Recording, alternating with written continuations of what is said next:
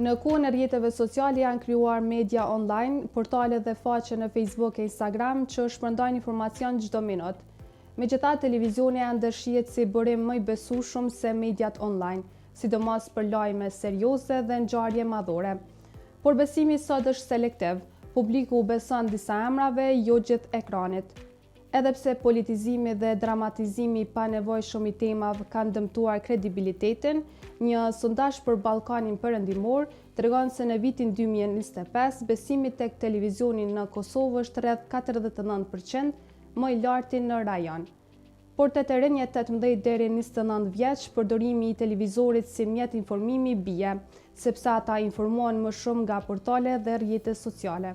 A është problemi mungesa e kohës? Pjesërisht po, por problemi kryesor është formati.